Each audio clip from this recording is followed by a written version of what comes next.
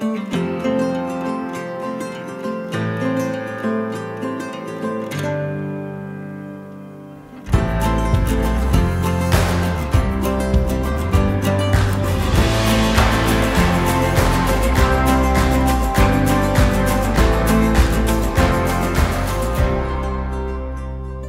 and welcome to our Stay class series.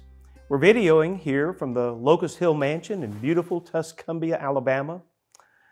This is the oldest brick dwelling in the state, and although it has stood for a couple of hundred years, it won't be here forever. One day the brick, the mortar, and the wood, they will break down and this building will be no more, but that's not the case with our souls, because you see, our souls are eternal.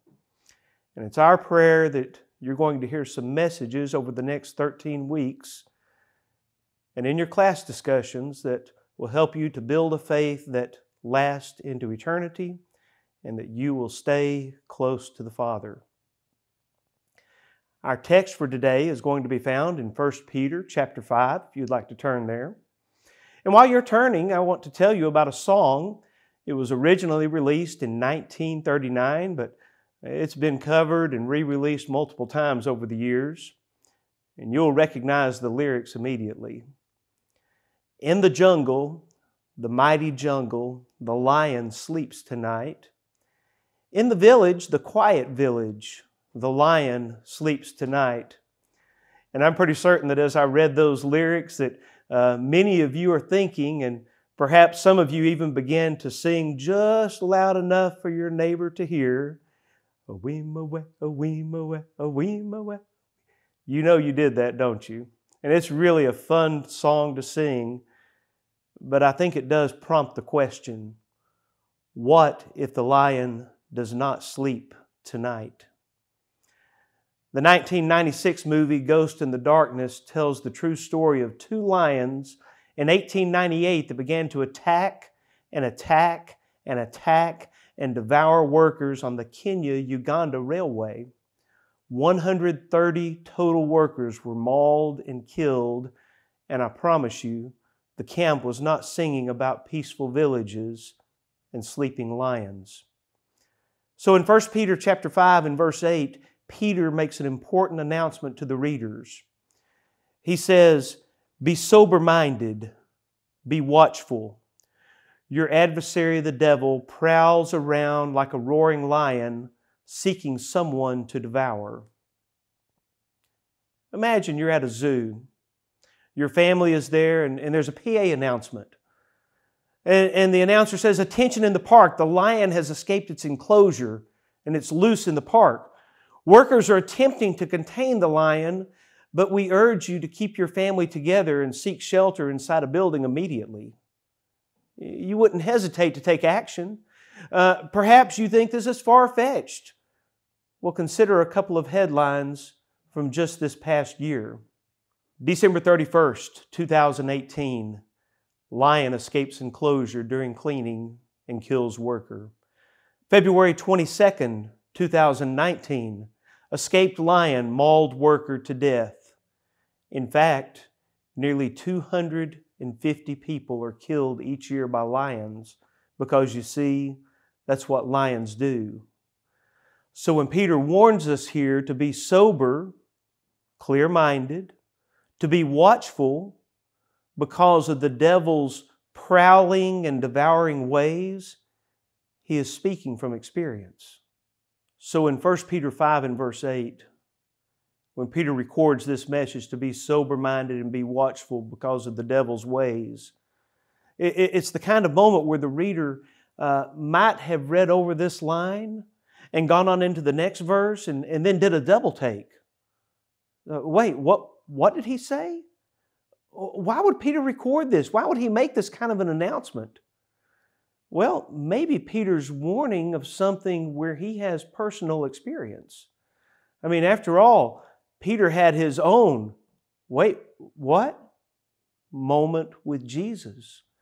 Remember in Luke chapter 22 and verse 31, the New King James Version says it this way, "And the Lord said, 'Simon, Simon, indeed Satan has asked for you And some versions even put in the words, by name, that he may sift you as wheat. So Peter gets this announcement from Jesus that Satan is looking for him. Well, what does it mean to sift like wheat? Threshing out wheat, that's the process of separating the good grain from the chaff or that which is useless. And in Satan's request for Peter, he's basically saying that he will break him down and what is left will be useless. And Satan worked on Peter, didn't he? Remember, Peter slept in the garden when he was asked to watch. He denied Jesus 3 times. He didn't act appropriately among the Gentiles when the Jews came on the scene. He acted like a hypocrite. And Satan will work on us in the same way. Let's notice something else about this verse. Peter gives Satan an identity. He calls him an adversary and a roaring lion. And Satan has many identities in the Bible. He's called the enemy, a liar, a tempter, a murderer, the father of lies, prince of the power of the air, an angel of light, and many more. Now, in movies and cartoons, he's often depicted as a little red demon with horns and a pointy tail and a pitchfork. Oh, if only he were that easy to identify. Satan appears in many forms. And most of these forms, they really aren't scary at all. Consider that Eve, she wasn't afraid of talking to a serpent. Somehow Satan put the thought to betray Jesus into Judas's mind.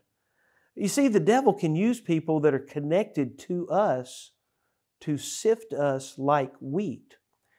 When he tempted Jesus, he twisted scriptures to try to convince Jesus to listen to him.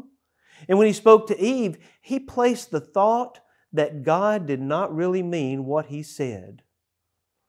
When those who appear to be our friends entice us to smoke things we should not smoke and drink things we should not drink and inhale things we should not inhale and inject things that we should not inject and to allow our bodies to be used in ways that they should not be used, we need to focus on Peter's words and to know that this is the devil trying to sift us like wheat.